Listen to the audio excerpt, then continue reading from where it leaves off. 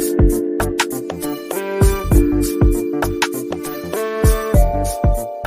very welcome along. Thanks a mil for all the kind comments and support for the channel so far. Really enjoying bringing you these Irish weekend reviews and hoping to branch out to other videos as well.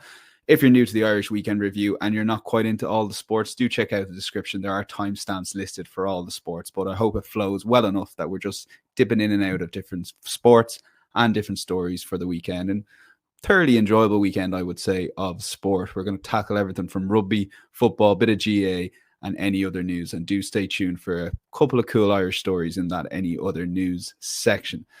But we'll start with the URC. And obviously there was going to be a natural lull from last week's sensational Munster performance against Leinster. But I sat in and watched Munster versus Connacht on Saturday evening.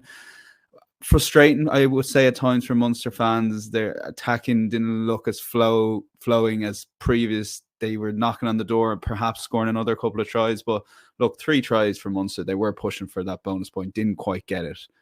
But it's 5 wins from 5. And we'll cover the URC table in just a couple of minutes. But it is just a sensational start for McMillan and his coaching staff. They've really gone into Munster and changed the attitude, I would say, in Munster. But decent support in Thomand Park. And I could feel the momentum of this Munster season building. And wins like beating Connacht, it was a decent game. Getting that win was huge, I think, particularly after the Leinster performance. There was always going to be that natural lull, as I've touched on. So great win for them. On the other hand, with Connacht, they've now lost their last 9 interpros. It is a bit of a run that they've got to try and stop. And crucially, those missed kicks, those place kicks that they missed. And it's probably been the story of Connacht's run over the last couple of years in terms of not having that reliable place kicker. So that's something for Stuart Lancaster to work on. He's got a massive job in his hands. They've got off to a slowish start, and now obviously Leinster have leapfrogged them, which we'll touch on in just a second. But Leinster themselves, again, the Aviva Stadium, I think there was 14,000 there, and they do like a great job of trying to build up the atmosphere, but sort of flicking through the channel Saturday evening, it was hard to stay with the Leinster match as much as I could. But yeah, it got quite interesting at halftime. There's 26-21. Leinster were down to 14 for the 20 minutes with the bunker review, or sorry, 13. I think there was a yellow each at that time for Zebre and Leinster. So there was a plenty going on in that game, but I thought Leinster's second half took care of business, and any sort of chance or potential of a game was sort of run through very quickly. And the major talking point I could find is probably Harry Byrne. Another pretty solid performance. I think his kicking's getting a lot better. He's improving that. And I do think the run of games he's had at Bristol last season has done him well. So not to try and throw a third man into the Irish number 10 mix. I'm sure we're all sick of talking about it, but that's going to ramp up with Prendergast Crowley this week. But Harry Byrne himself, he's putting in some solid performances at Leinster. So yeah, good result and good win for them and getting the 5 points, obviously. And moving on to Ulster. Watch most of this game, and I mean, if you haven't got a chance, watch the highlights. Some incredible tries, but hat-trick for Rob Balakoon, sensational hat-trick really. And Ulster were looking at one point not just getting the losing bonus point or the 4 tries bonus point, but going on and win the game, and to end up losing 49-31, probably a tad frustrating in their South African tour, given they put themselves in that position to lose by 18 points. But for 70 minutes, it was a really solid performance from Ulster. And as I said, that South African tour to come away with 6 points, they'll be quite pleased with that overall. Rest of the results: Glasgow won, Cardiff won, draw between Dragon Ospreys, Scarlets won, and Stormers won as well. But just a quick look at the URC table before we move on. And you can see there Stormers joint top with Munster, as I was getting a couple of tweets from Munster fans saying they are buzzing to be joint top of the URC table and not second, as you can see there with the points difference. But that point difference does show you that Munster have got over the line by 1 score, and I think on 3 of their games, and they're crucial. They're probably the games last year they weren't winning, so big up to Munster there. And you can see Ulster, with that game in hand, are actually in a pretty strong position despite their defeat. 16 points, securing bonus point in all those games. And the ominous already that Leinster are dragging themselves back into it with 11 points from 5 games. And obviously Connacht down in 12th. Look, top 8, of course, gets quarterfinals, but it is important to finish as high as possible, as you've seen in previous seasons with Leinster, getting all those home games. So before we move on to League of Ireland, I am brutal for asking this, but if you can take 2 seconds, hit that thumbs up. It takes 2 seconds, as I said, but makes a massive difference to the channel and helps this video get out to a wider audience as well. So that's much appreciated. And we'll move on to the League of Ireland. And Derry City beat Shamrock Rovers, but only 2-1. I mean, we were sort of half going through scenarios, permutations that Derry could potentially win the league. For anything to happen remotely like that, they probably needed a 3 or 4 goal win here. It didn't happen, but a massive win for them. Almost secure second place, which we'll get to in a second. But Rovers still need that point, and it's been an ongoing thing since beating Bows in September. All they've needed is a point to win the league or other results to go their way, i.e. Derry not winning. But both those things have happened, and yeah, Rovers, I think Stephen Bradley, he'll be frustrated.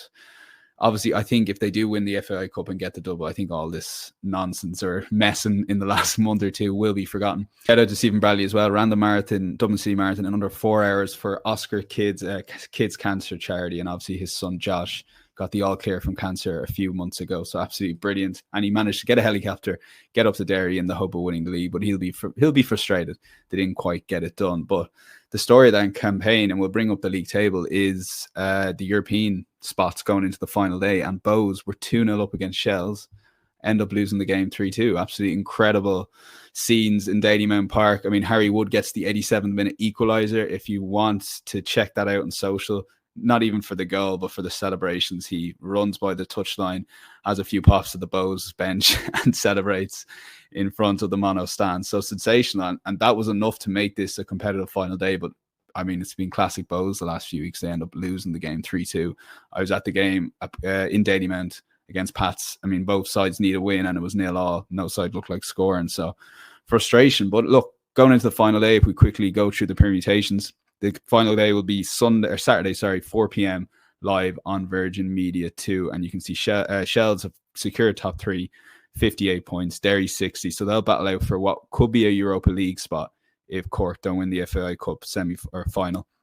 But you can see here the battle for 4th place. Pats on 51, Bows on 51, Drogheda on 51. Drogheda host Bows on the final day of the season, and Pats our way to Shells on the final day as well. So that should be a great battle for 4th place. And in the classic League of Ireland thing, it's for a battle for 4th place. That might not be worth anything if Cork do go on to win the FAI Cup final. So there's a lot going on there, but I thought it was a good storyline to follow. And that game's just finished. I know there was a few incidents afterwards in the Bows Shells game, but at time recording, I'm not sure the exact details on that as well. But we'll move on to the Irish women's national team Friday night.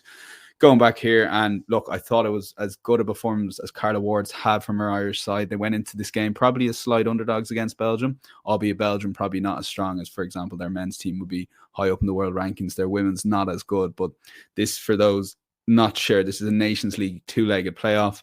Ireland at the Aviva put in a really good performance. I thought looked much the better team to Belgium, and 2 goals was probably as good or as least as they could have got. They probably should have scored a lot more, but to get the 4-2 victory, I thought on that left-hand side was key. And this is a great story. Chloe Mustaki, who probably thought her Irish career was over. She got recalled for the US friendlies during the summer and has now established herself in that back 5. She's on the left-hand side, and Katie McCabe is further up. And I thought the two of them linked well together. I mean, Chloe's got diagnosed with cancer at age 19. So this is over 10 years on. She's forged a great career at Bristol City in the WSL2, and now has moved on to Nottingham Forest as well. So it's been brilliant for her to see her playing so well for Ireland. Probably a great arrival moment for her in an Irish jersey. And on to Katie McCabe playing ahead of her. I mean, what more can you say? Her goals were just sensational. I mean, she deserved the hat-trick because obviously that clip's doing the rounds of her lobbing the goalkeeper, hits the goalkeeper's back, so therefore an own goal. So she's only getting 2 goals officially, but she's just absolutely world-class. And I do think Ireland have sort of found her spot for her playing well. I don't think we've quite found that since the World Cup, or at least World Cup qualifying. And for Katie McCabe, she's our best player, along with maybe Denise O'Sullivan. We need her in the right areas, getting as many chances as possible. In that wing back, it's sort of the best of both worlds, I think, playing that back 3 behind her. So yeah, she's going to earn her 100 cap on Tuesday night. So Ireland are away to Belgium with a 2-goal lead, and hopefully we do qualify for Nations League A. Again, it's not the best prize in the world because the sides are absolutely incredible, but if we want to get to the next level, that's where we need to be. Quick little Premier League roundup here, and shout out to Saturday night, 8 p.m. Keith Andrews, absolutely 10 out of 10 performance from Brentford. I really do think he's getting the best out of this group of players. Their set piece work. I mean, he is background in set pieces. Keith Andrews was doing this before it was cool. I think the long throw-ins, but caused so much trouble for Liverpool. And Nathan Collins and Keller are doing their stuff there as well. So it's just a great news Irish story, really, to see him doing so well. And Jordan Henderson, I mean, Keith Andrews went out, and you can see in a couple of those YouTube videos, he has a great relationship with Jordan Henderson. And he basically went out of his way, got him for a free transfer. And I think he is the key and the bit of experience you need in the Premier League. And on that topic, when you have the likes of Granit Xhaka at Sunderland as well, and their sensational win, I think those are the two of the best summer signings in the Premier League this season. And Jordan Henderson's 35, Granit Xhaka's 33. So it just shows you there is value in the transfer market. Jordan Henderson, a free transfer. Xhaka around £17.5 million. But Liverpool themselves, it's sort of unraveling a little bit. You can feel the tension in the side, and Arne Slot's comments after the game as well. So a lot going on there with Liverpool. Manchester United look like they're starting to click under Ruben Amorim. I mean, we did briefly touch on it at Anfield, that the big question mark for me is to see them at home at Old Trafford in a game like Brighton at home. And bar the first 10 minutes when I thought Brighton played very well, I mean, United were by far the better team. And it's that front two of just off Sesko, I think, Mbeumo and Cunha, they're two summer signs. And if they can continue get the best out of them, I mean, Bruno Fernandes has always been a good player. So it's, if I was a United fan, I'd be getting a lot more excited, particularly given some of the other teams around the top are slowly coming back towards the pack. And it probably was, a good weekend for Arsenal overall, particularly with Manchester City losing. I didn't think Arsenal were great. In fact, I thought it was one of their poorest performances this season. Managed to get the goal in that bad spell in the first half when they weren't playing well, and obviously played a lot better second half. But I wouldn't say it's completely done yet, the title race. It's so early on in the season, but you would think Arsenal, given the fixtures that they've already had, if they can just keep getting the wins together, they might pull away before any of the other teams get their act together. So that's a little bit on the Premier League. But it just seems every week here we're talking about the Scottish Premiership, and if I didn't try and ram home how unbelievable story Tony Bloom is at Hearts. I mean, I think this time on Sunday there, 12 p.m. for anyone who missed it, Hearts 3, Celtic 1. Hearts dominated from start to finish, and even had the fans chanting Tony Bloom's name, the owner's name. I mean, I was chanting to a couple of people on WhatsApp. I mean, the game's definitely gone when owners are starting to get chants from fans, but it does show the transformative effect he's had already at Hearts. And there hasn't been a winner outside the Old Firm since 1985. 1960 was the last time Hearts won it. That's 65 years ago. They've got an 8-point lead against Celtic. I mean, I think Celtic are still slight title favourites, but honestly, it's right up for grabs there. So very interested to see how that develops, but it is definitely a story covering. But Celtic are under massive pressure. They just don't seem to be playing as good a football as they have over the last couple of years. And Brendan Rodgers has some job in his hands trying to steer that ship back towards potentially winning a title, but maybe it might galvanise that squad a little bit. Before we get going, we're going to go to GAA County Finals now in just a second. If you can take 2 seconds, once again, just hit that subscribe button. I think around 90% of people who watch my videos aren't subscribed. It does make a massive difference to the channel. If you can take 2 seconds, hit that subscribe button. It's completely for free. And basically, when a new video is uploaded, you'll be the first to know if you turn on those notifications. But look, I have to say, the club's season continues to deliver week in, week out. And I was enthralled by a number of GAA County Finals. It is impossible to cover them all in a little segment like this. I am going to flash up the results there now of Sundays, and you can see and go through some of your own counties. But I picked out a couple of headlines myself. Dingle, Kerry, if we start with Sunday, won their first Kerry title in 77 years, 1948, their last Kerry title. But for Paul Gainey to score that 2-2, two crucial goals that flipped the game, it's just incredible. And even that finish he got for the second goal, brilliant finish. And the scenes afterwards, it was just a great moment. And they lost, obviously, last year's final to Dr. Croaks and a couple others in the last few years. So I'm sure there's going to be some party in Dingle over the next week or so, Monday club, Tuesday club, etc. But absolutely fair play to them. It was a brilliant result for them.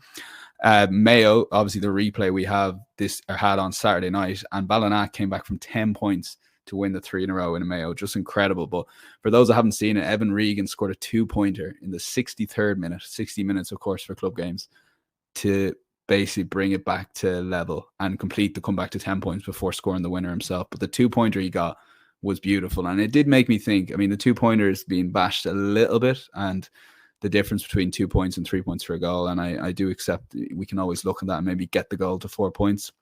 And this isn't a debate I want to get into too much in this episode, but I do feel it shows the power of the 2-pointer he's not taking that shot on at 2 points down. Obviously, in the old rules, he's trying to work a goal or maybe a closer one to hit over the bar. And there was Ballina. He just got free for 1 second, and that's all it took to give him that extra space, and he nailed the 2-pointer. Was brilliant. Dublin hurling, I thought Luke and Sarsfields were the better team in that Dublin senior final. I think most Fianna players and management would agree listening to them afterwards, but they just couldn't get over the line. Fianna managed to get it done. A brilliant point near the end to win it, got the penalty, and it was just a brilliant performance from them. And you fear, even though Fianna didn't look like Lucan looked the better team there, you would still expect Fianna to kick on perhaps in Leinster too. So fascinating how they get on as well. Lockmore Castleknock 222, Nina 122 as well. So sensational win for them in tip. And Ballyhale Shamrocks win Kilkenny hurling title, and that is TJ Reid's 12th Kilkenny County medal, which is just absolutely sensational. And I thought to mention Finn Bars, that is, in Cork football, just pipped Nemo, and you can see the rest of the results there as well. And also to mention Ireland beat Scotland in the hurling Shinty International. But I did touch on any other news. There was going to be some great stories, a couple of great ones here, and a couple of good feel-good Irish stories. And I hope you've stayed to the end to listen to this. But if you haven't seen, Ava Crean has won the Dublin City Irish senior title for women. Absolutely brilliant. So the Dublin City Marathon, that is, Limerick teenager Ava Crean, she's 19 years of age, 2:34 she ran the Dublin Marathon there to claim the Irish senior women's title. Her first ever competitive marathon was 6 months ago in Manchester. And when you're not that I would know, but when you're competing for a marathon, I think you put your target time to get you in the right category. Her target time was 3:30, and she ended up absolutely smashing that. I think she ran something in the 2:40s and then has kicked on here with a 2:34. So brilliant to see. A great story, and hopefully we can watch Ava Crean perhaps kick on and maybe start breaking some serious national records in the long distance. So shout out to her, and also to David McGlean, who won the Irish men's title as well. But this story here, we're moving on to golf. James Sugru secured his 2026 European Challenge Tour. He's from Cork, from Mallow.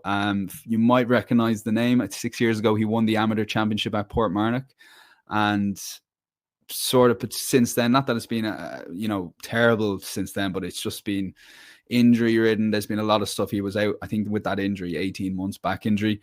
He's currently got no sponsors, and he's described qualifying and earning his 2026 European Challenge Tour card as life-changing. So he's managed to secure that. For those that don't know, you have the DP World Tour, obviously that's the old European Tour, and you have the European Challenge Tour as well, which is the next level. So he's full card in the Challenge Tour. He'll obviously qualify for all those events, and I'm sure he'll get into a few DP World Tour events as well. So this is just great Irish golf story. And obviously we have Rory, we have Shane leading up there, and a few others, obviously Tommy Gibbon and Lib, but we're looking for Tommy Gibbon, but we're looking for that next step, or that next Irish golfer to get behind. So hopefully one to keep an eye on over a few years. He's 28 years of age, which, as most people know, is very young for golf.